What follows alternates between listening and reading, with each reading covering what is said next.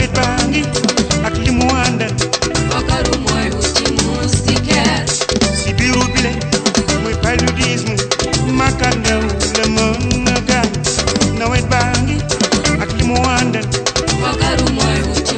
Je suis le médecin-chef du district sanitaire de Diourbel. Docteur, semaine régionale de la santé de l'enfant et de la mère. Aujourd'hui, Diourbel, pour sa part, pouvez-vous revenir sur l'essentiel de cette journée? Merci beaucoup. Donc c'est, comme vous l'avez dit, une semaine nationale de la santé de la mère et de l'enfant qui a débuté dans le district de Mbacké avec un lancement. Puis il y a le district de Touba qui a eu à faire 2 journées de consultation gratuites. Aujourd'hui, c'était le tour de Diourbel pour organiser des consultations gratuites qui a regroupé plusieurs spécialités avec une forte mobilisation des communautés. Et nous avons reçu aujourd'hui les spécialités suivantes. Il y a l'ophtalmologie, la chirurgie dentaire. Nous avons eu la gynéco avec le dépistage du cancer du col et également la planification familiale. Il y a également la radiologie et la pédiatrie. En dehors de ça également, nous avons eu à organiser un don de sang et des distributions de moustiquaires, de vitamine A et d'albendazole pour déparasiter les enfants. Donc voici en tout cas le contenu de cette journée de consultation gratuite. Et nous avons eu vraiment à totaliser un nombre élevé de patients, environ 850. Et les spécialités les plus dominantes dans ces consultations, c'était la gynéco avec le dépistage des cancers du col. Il y a eu également la pédiatrie et nous avons également l'ophtalmologie qui jusqu'à présent n'a pas encore terminé ses malades. Et il y a également, à côté de cette activité, nous avons déroulé une activité de sensibilisation et de dépistage du diabète et de l'hypertension de l'autre côté de la mairie. Et pour ça, nous avons enregistré 196 patients. Et sur ces 196 patients, 98 sont dépistés, c'est-à-dire on confirme leur hypertension.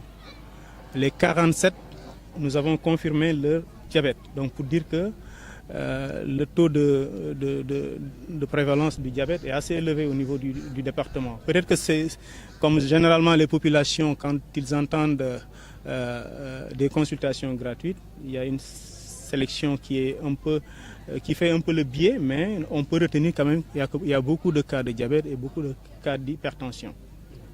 Ensuite de ces consultations, y aura-t-il un suivi pour ces malades qui ont été... Oui, pour ces maladies chroniques, nous allons les suivre parce que le diabète comme l'hypertension, c'est des maladies qui ne sont pas du tout curables. C'est des maladies qu'il faut suivre et chez qui il faut vraiment une hygiène de vie très sérieuse. Et donc pour ça, on va les recenser et les mettre en rapport avec les médecins qui sont au niveau du centre de santé pour leur suivi. Vous avez pris comme thème les 1000 jours de l'enfant. Pouvez-vous revenir sur ça? Les 1000 jours de l'enfant, c'est un thème extrêmement important dans la mesure où c'est depuis la conception jusqu'à la petite enfance. Depuis la conception, il faudrait que les dames enceintes, les femmes enceintes, d'une manière générale, suivent leur grossesse correctement avec les 4 consultations prénatales sur les 3 trimestres de la durée de la grossesse. Et dans chaque trimestre, il y a un contenu très spécifié par rapport à ce que nous devons faire pour ces femmes-là. Et après ces 9 mois de grossesse, on leur sollicite, on leur demande d'aller accoucher au niveau des structures sanitaires. Et après l'accouchement, c'est d'abord le certificat d'accouchement qui leur facilite l'enregistrement à l'état civil. C'est encore la vaccination jusqu'à l'âge de 15 mois, parce qu'actuellement avec le RR2, nous allons jusqu'à 15 mois de vaccination pour vraiment immuniser nos enfants. Et en dehors de ça également, il y a le suivi nutritionnel et pondéral dans le cadre de la récupération nutritionnelle. Et ces enfants sont presque suivis jusqu'à 5 ans. Et après 5 ans, et dans cette période même, ils bénéficient en cas de la couverture maladie universelle, avec des consultations gratuites au niveau des structures sanitaires. cela amène ce qu'on appelle la pauvreté et l'ignorance aussi fait ou bien augmente la mortalité maternelle et infantile. Absolument. L'ignorance d'abord parce que les populations sénégalaises ont tendance à cacher leur grossesse, ce qui fait que, en général, ces femmes n'ont pas 4 CPN corrects.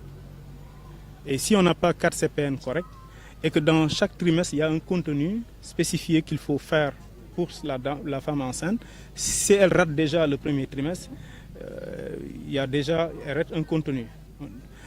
Et après, du côté toujours de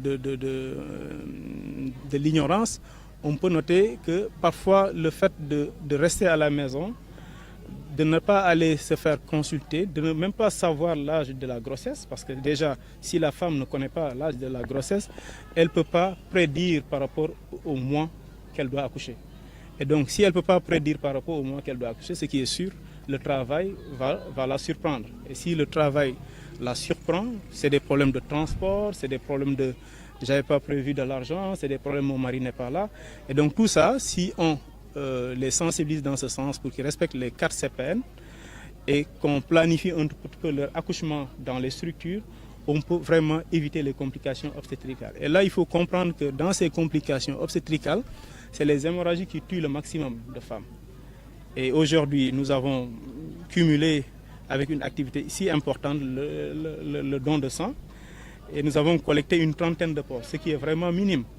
Ça veut dire quoi? Ça veut dire que les populations ne sont pas encore vraiment conscientes du danger qui les guette pendant les grossesses.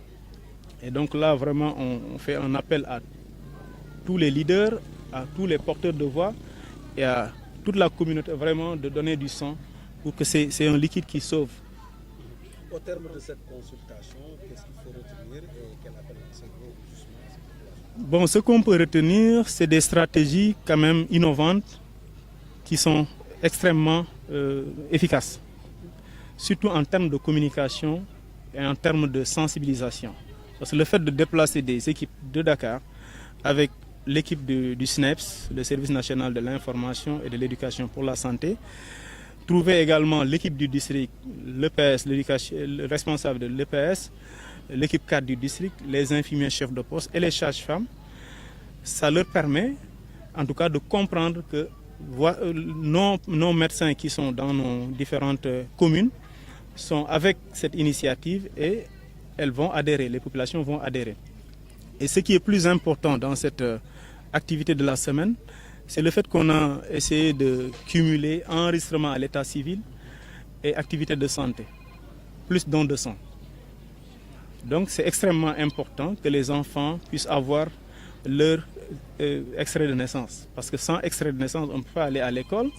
On ne peut pas également bénéficier, en tout cas, de la gratuité des moins de 5 ans. Donc on lance un appel à toutes les populations de déclarer leurs enfants. Mais étant donné que nous sommes en période hivernale également, on leur demande vraiment de se rapprocher des structures sanitaires pour avoir leur moustiquaire. Parce qu'actuellement, c'est la lutte antivectorielle, autrement dit l'utilisation des moustiquaires, l'aspersion intradomiciliaire, etc., qui font de très bons résultats par rapport à la réduction de la morbidité et de la mortalité liée au paludisme.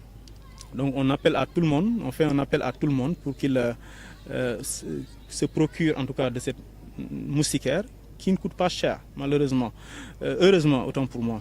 Parce que pour les femmes enceintes, c'est gratuit. Et pour les autres clients, c'est 500 francs. Donc ça ne coûte absolument rien du tout. Donc on demande à tout le monde vraiment d'avoir leur moustiquaire, mais surtout de les attacher. Surtout de les attacher.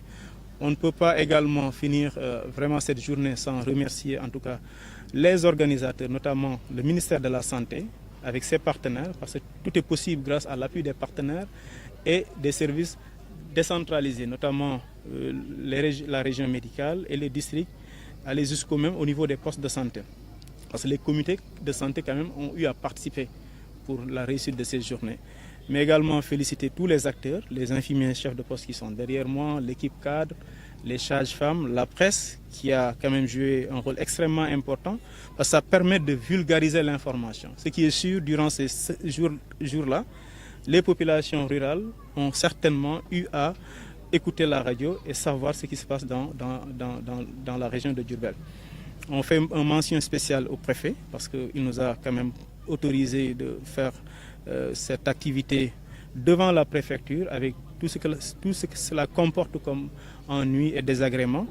Et plus, il nous a, autant pour moi, donné sa salle de conférence climatisée pour le dépistage du cancer du col et du cancer du sein. Donc vraiment un grand merci à tout le monde, à tous les acteurs, de près ou de loin, et chapeau à tous les organisateurs.